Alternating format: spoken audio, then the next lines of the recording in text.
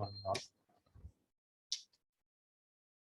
Welcome to the class of heat transfer. In the last session, we have discussed about modes of heat transfer, conduction, convection, and radiation. Today, we will be discussing about the amount of heat transfer that have been transferred with the help of heat conduction. So, we will be discussing about Fourier's law of heat conduction. Fourier's law of heat conduction will be telling the amount of heat that have been transferred just because of conduction. So let us consider a section. At one side, the temperature is T1, another side it is T2. Obviously, T1 greater than T2. The cross section is A and the length of section is L.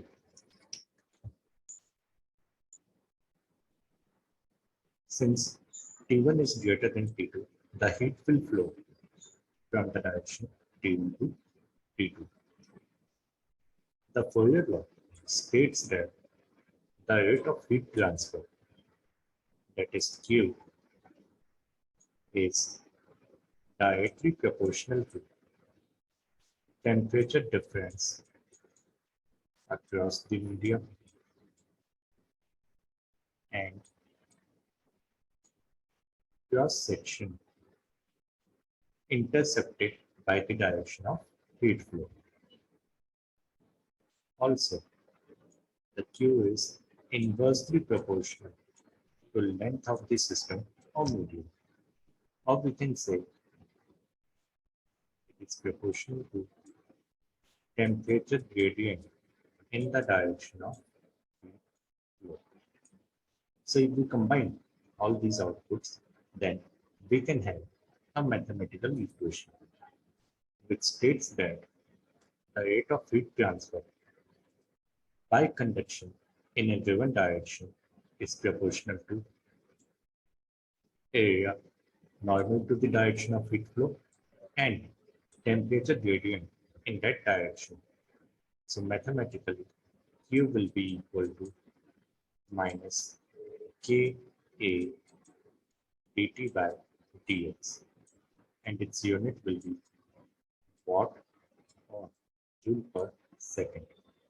Here, Q is our heat flow rate, A is the area which is normal to the heat flow direction, K is conductivity of material, which is a material property depending upon temperature, and dt by dx is the temperature gradient in the direction of heat flow. If we talk about this K, it is the material property, or we can define it as the ability of material to conduct heat. Third, if we want to define it in mathematical terms, then in previous equation, that is Q equal to minus Ka dt upon dx, if in this equation dt is equal to 1 degree centigrade, dx 1 meter, A equal to 1 meter square, then the value of Q will be equal to K. That is, we can say the thermal conductivity is the rate of heat transfer per unit area per unit temperature through the unit length.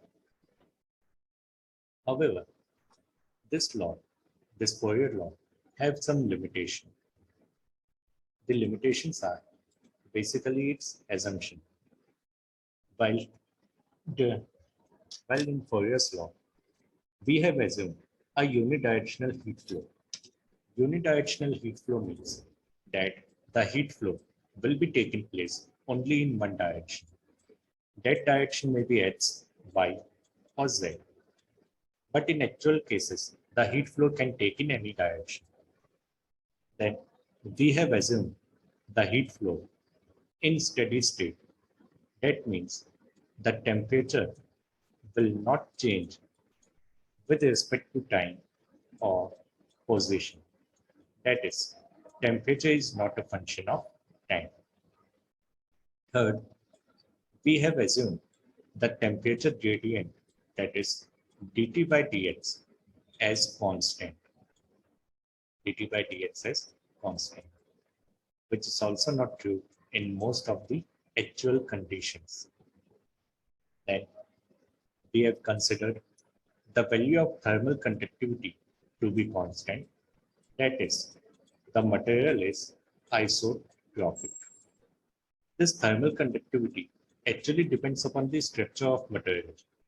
What is its molecular structure, how it surfaces, how atoms or molecules are arranged, how many number of free electrons are there, temperature, pressure.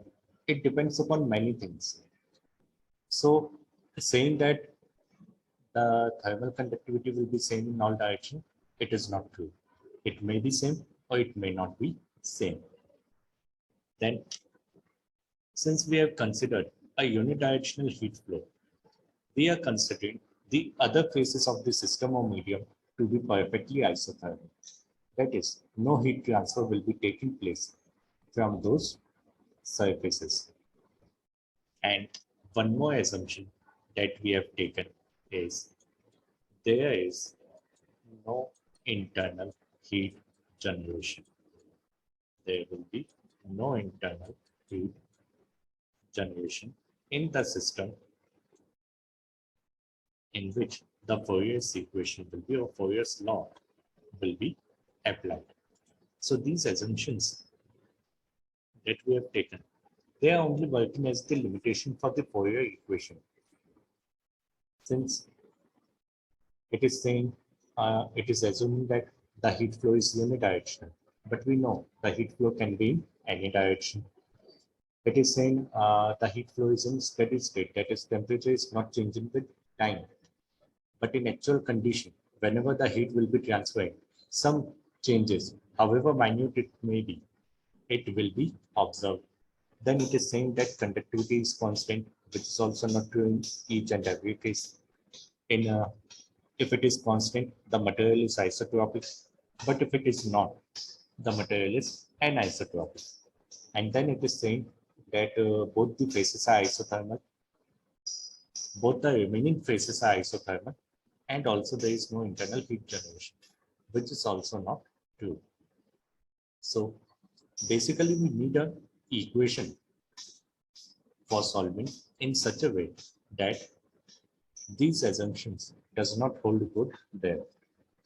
The equation must give us the solution when temperature is continuously changing, temperature gradient is not constant, thermal conductivity is not the same, and heat flow is taking place in different directions.